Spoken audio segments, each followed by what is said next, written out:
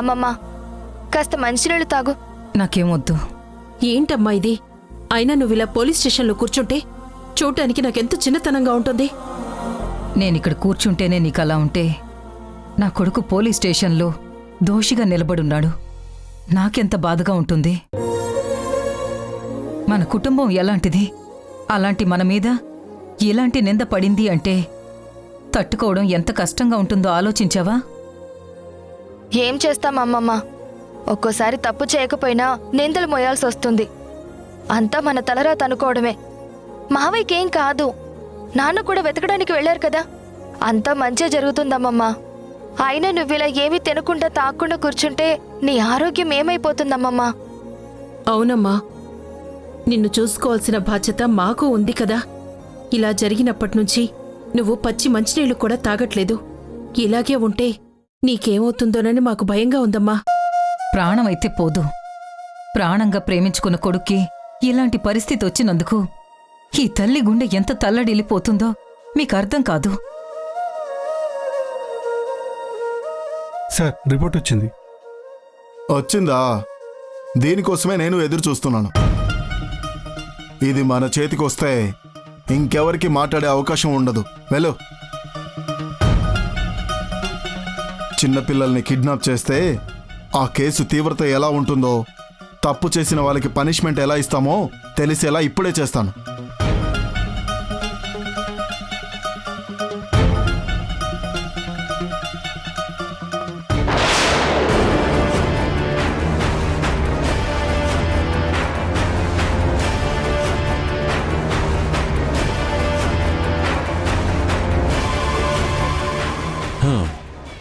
ఏమొచ్చింది సాయి గారు?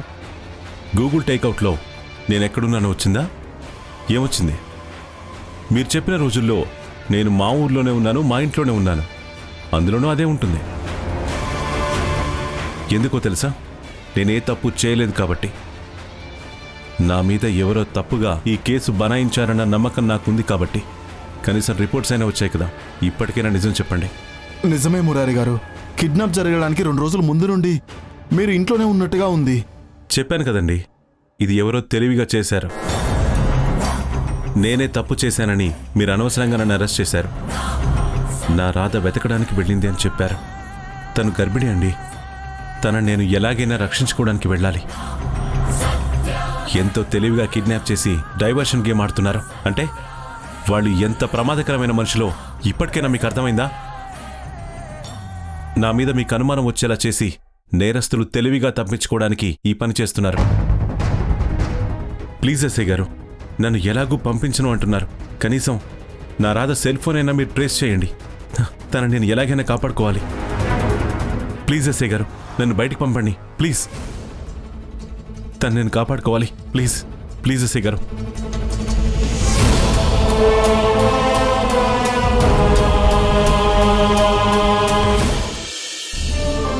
ఏంటి చెల్లెమ్మ నువ్వనేది? మన నీలిమ ఇంత తెలివిగా ప్రవర్తించిందా? అవునన్నయ్యా. అరే, ఇంకా కాంట్రాక్ట్ చేజారిపోయింది అని అనుకున్నాను. ఫార్ములాని వాళ్ళకి చూపించలేమో అని భయపడుతున్న సమయంలో నీలిమ తీసుకున్న డెసిషన్ని నిజంగా అభినందించకుండా ఉండలేకపోయాను.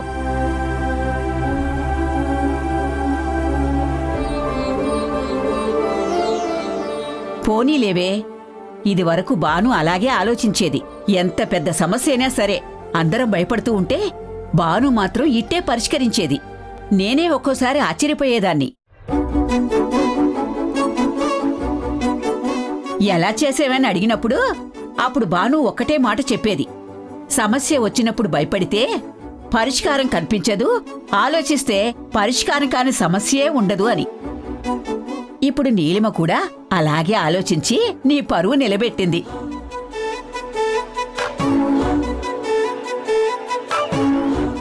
తల్లి, నీ గురించి చెల్లెమ్మ ఎంత గొప్పగా చెప్తుందో విన్నావా? నాన్న, ఇది నా గొప్పతనం కాదు, బాను గొప్పతనం. నేను తనలా ఆలోచించాను కాబట్టి సమస్యకి పరిష్కారం చూడగలిగాను. నువ్వెలా ఆలోచించినా సరే క్రెడిట్ మాత్రం నీకే దక్కుతుంది.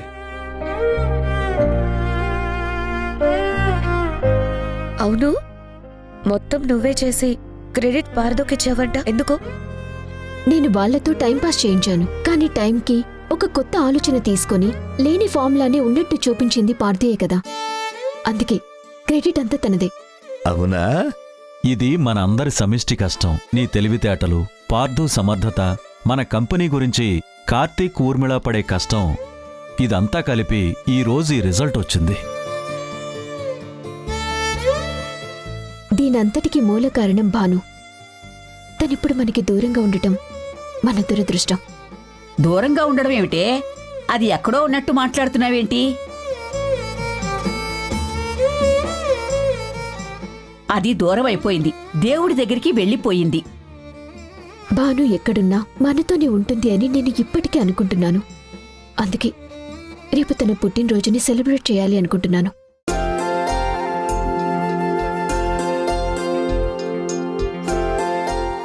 లేని బాను ఉందని ఊహించుకోవడం ఎంత కష్టమో తెలుసా నీలిమ? ఆ ఊహ వచ్చిన ప్రతిసారి బాను లేదు అన్న నిజం నా మనసుని మరింత బాధ పెడుతుంది. అది అనుభవిస్తున్న నాకు మాత్రమే తెలుస్తుంది. అందరి మనసులో ఉన్న భాను ఎప్పటికీ దూరం అయిపోదు. ఖచ్చితంగా ఊహల రూపంలో మనతోనే ఉంటుంది.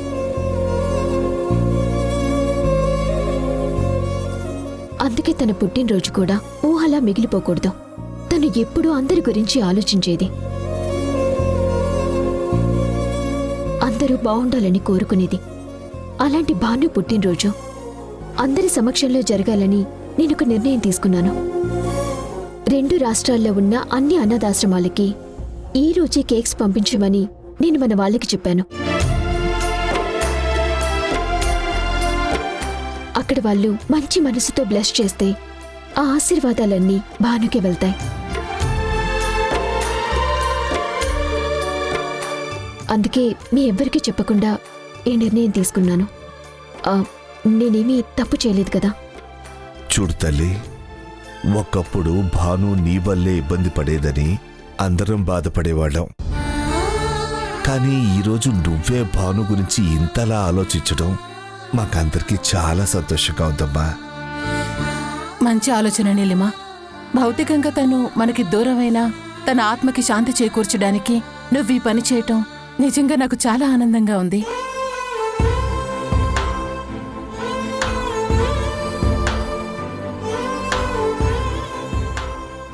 భానుతో నేనున్న ప్రతి క్షణం నాకు మధుర జ్ఞాపకంగానే మిగిలింది.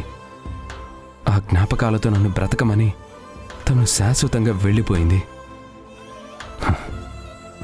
అయినా సరే భాను గురించి నువ్వు ఎంతో గొప్పగా ఆలోచించడం మా అందరికీ సంతోషంగా ఉంది.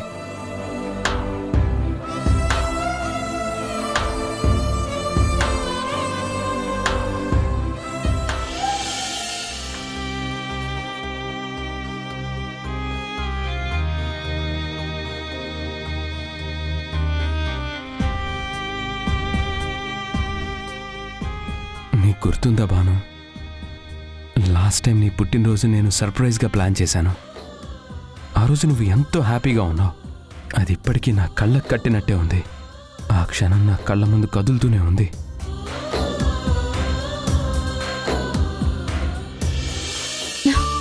అరే, నన్నెక్కడికి తీసుకెళ్తున్నారు? సర్ప్రైజ్ భాను. దానికి కళ్ళు మూసి తీసుకురావడం ఎందుకు? సర్ప్రైజ్ అంటే ఇలాగే ఉంటుంది మరి. తొందర ఎందుకు, ఇప్పుడు తెరిచి చూడు.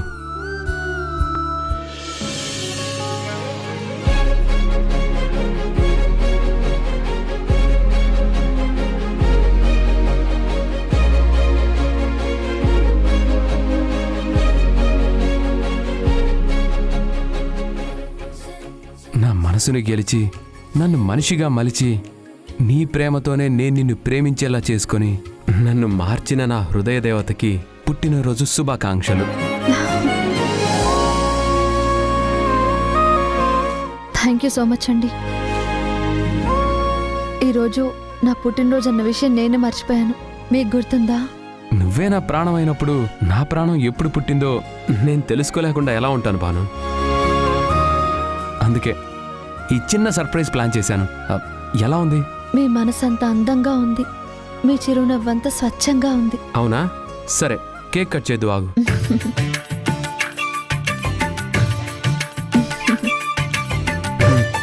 కట్ చే. Happy birthday to you, happy birthday to you. ప్రేమను పంచిన ప్రేమను, ప్రేమను పెంచిన ప్రేమను, ఆశగా కోరదా ప్రతి హృదయం.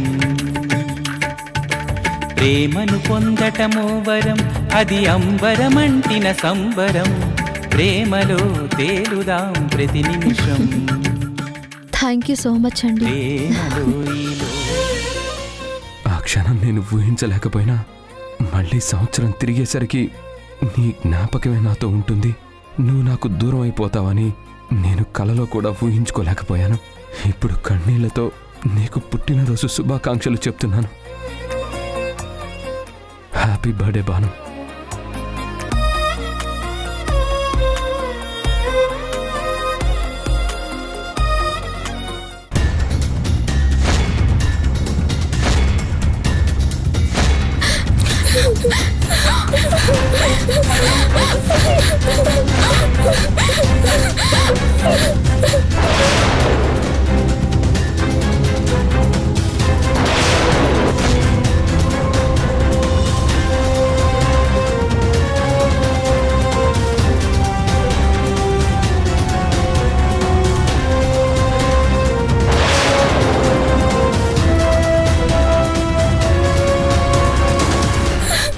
అక్క, మాకు భయంగా ఉంది, మమ్మల్ని ఎలాగైనా కాపాడక్క.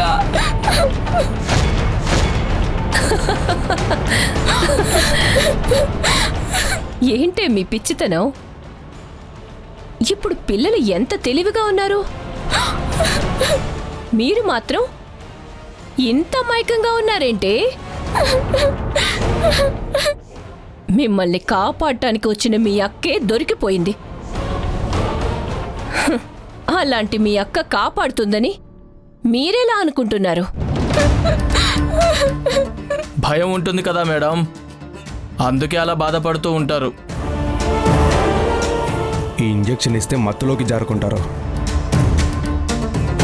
మనం కలకత్తా తీసుకెళ్లే వరకు వీళ్ళకి స్పృహ రాదు. అంతవరకు ఈ గోల భరించడం చిరాగ్గా ఉంది.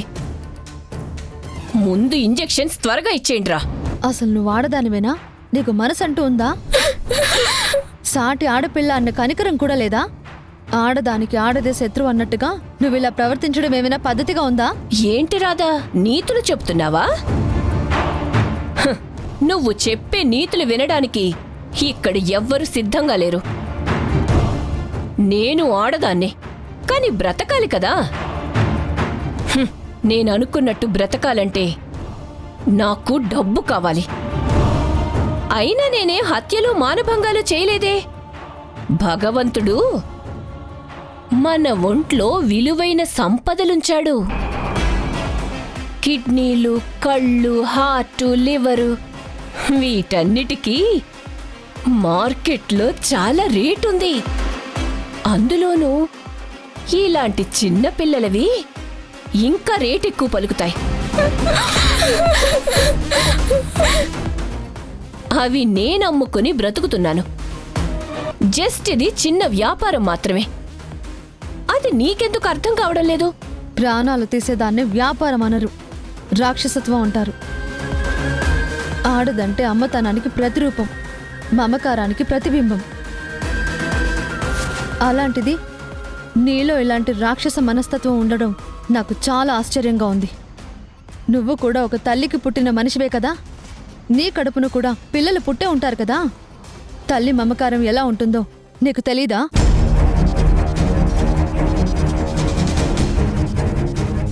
బిడ్డల భయం ఎలా ఉంటుందో కూడా నీకు తెలుసు.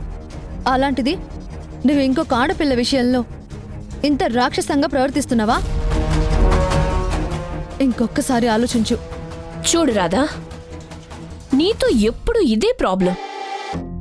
అప్పుడు నువ్వు ఆశ్రమంలో ఉన్నప్పుడు కూడా నన్ను ఇలాగే ఇబ్బంది పెట్టావు. అనాథాశ్రమం కదా, ఎంతో మంది చందాలిచ్చిన సొమ్మే కదా. తప్పో ఒప్పో అవి నేను తీసుకెళ్తే నీకొచ్చిన నష్టమేంటి? పాల ప్యాకెట్లు నేనమ్ముకుంటే నీకొచ్చిన ఇబ్బందేంటి? అప్పుడు నువ్వు నన్ను ఇలాగే తిట్టావు.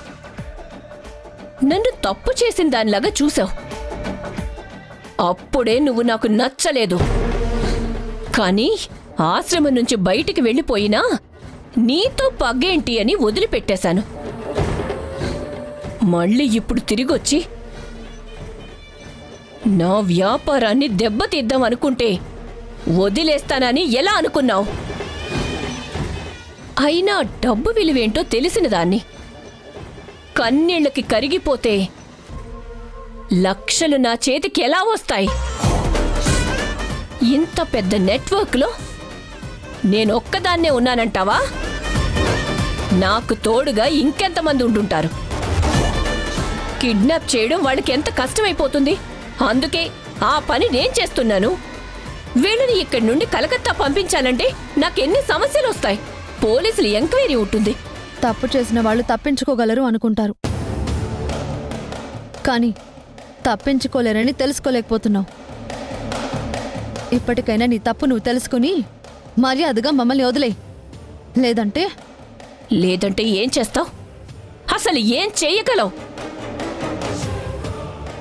నీ చేతులు కట్టేసున్నాయి. ఇక్కడ జరిగేది ఏది నీ చేతుల్లో ఉండదు. ఎక్కువ మాట్లాడితే నీకే ప్రమాదం. అయినా కడుపుతో ఉన్నదానివి ఇంట్లో ఉండకుండా ఝాన్సీ లక్ష్మీబాయిలాగా ఎందుకొచ్చావు? వీళ్ళని కాపాడ్డానికా? అది నీ వల్ల జరుగుతుందనుకుంటున్నావా? ఇక్కడ నేను తలుచుకున్నానంటే ఏదైనా చేయగలను. ఇప్పటికే ఎంతో మంది అమ్మాయిల అవయవాలని అమ్మాను. బయటికి తెలిసిందా? నాకు నచ్చని నువ్వు నా నిజ స్వరూపాన్ని బయట పెట్టాలనుకుంటే వదిలేస్తానని ఎలా అనుకున్నావు? రేయ్, ఊరుకుంటే ఇలాగే అరుస్తూ ఉంటుంది. ఇంజెక్షన్ ఇవ్వండి.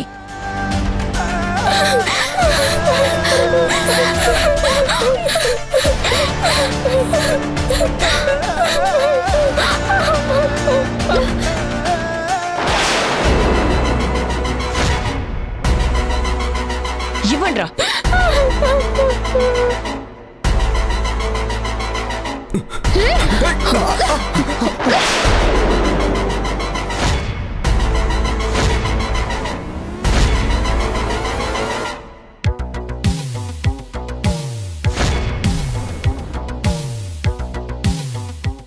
మేడం, ఇంజెక్షన్ పగలగొట్టేసింది. ఇప్పుడు ఏం చేద్దాం మేడం? ఎంతకు తెగించిందిరా ఇది? ఇంతవరకు నాతో గొడవ పడుతున్నట్టుగా నాటకం ఆడి కట్లిప్పేసుకుంది.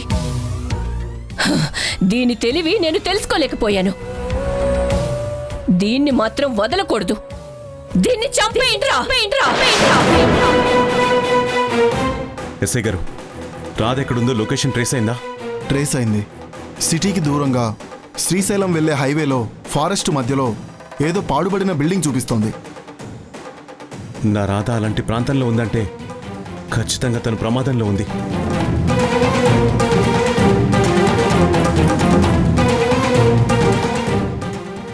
ఆ కిడ్నాప్ చేసిన వాళ్ళు అక్కడే ఉన్నట్టున్నారు. ప్లీజ్ దయచేసి నన్ను వదలండి. నేను వెళ్ళి నా రాధను కాపాడుకుంటాను. సారీ మురారి, మీరు అక్యూజ్డ్గా ఉన్నారు. ఇంకా ఎంక్వైరీ జరుగుతుంది కాబట్టి ఇలాంటి పరిస్థితుల్లో మిమ్మల్ని నేను బయటకు వదలలేను. కనీసం మీరైనా వెళ్ళండి సార్. నా రాధను రక్షించండి. తనకేం జరుగుతుందో అని నాకు భయంగా ఉంది. అక్కడ ఆడపిల్లలు, గర్భిణిగా ఉన్న నా రాధ ఆపదలో ఉన్నారు. తొందరగా వెళ్ళి కాపాడండి సార్.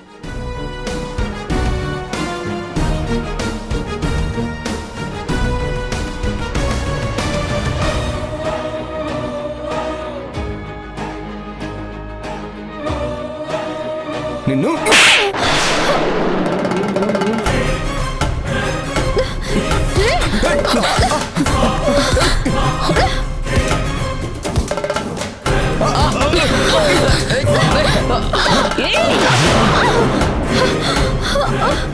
ఏంట్రా, మీరిద్దరూ ఇంత చేతకాని వాళ్ళ?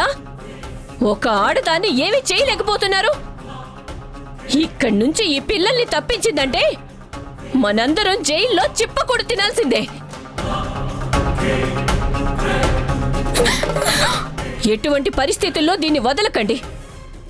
ఈ పిల్లలు ఈ రోజు కలకత్తా వెళ్ళి తీరాల్సిందే. చెప్పాను కదా ఆదిలక్ష్మి, నా కంఠంలో ప్రాణం ఉండగా అది జరగదు అని. ఇక నీ జీవితం జైలు పాలవుతుంది, అందులో ఏం సందేహం లేదు. కడుపుతో ఉన్నావు కదా అని కనిక్కరిస్తామనుకుంటున్నావేమో. నా పని కడ్డొచ్చినా నన్ను బుక్ చేయాలని చూసినా ప్రాణాలతో వదలను. ఒరే రాకీ, మేడం నేను దీన్ని ఆపుతాను, ముందా పిల్లల్ని ఎక్కించేసేంట్రా. రేయ్, పిల్లలు జోలికొచ్చారంటే చంపి పారేస్తాను.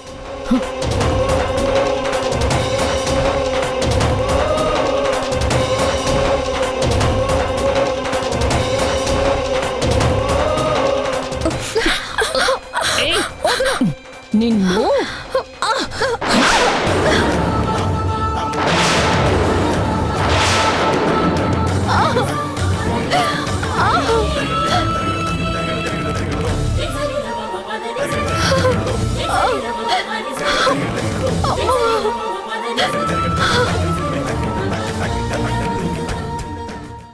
నీ మనసులో ఉన్న భాను నీతోనే ఉంది అని మేమందరం నమ్ముతున్నాం. ఈ రోజు తన పుట్టినరోజు కాబట్టి నువ్వే కట్ చేయాలి. ఈ సంతోషాన్ని అందరూ పంచుకోవాలని ప్రతి అనాథాశ్రమానికి కేకులు పంపించాను. ఎక్కడో ఒక చోట ఏదో ఒక రూపంలో భాను తప్పకుండా తన పుట్టినరోజుని సెలబ్రేట్ చేసుకుంటుంది.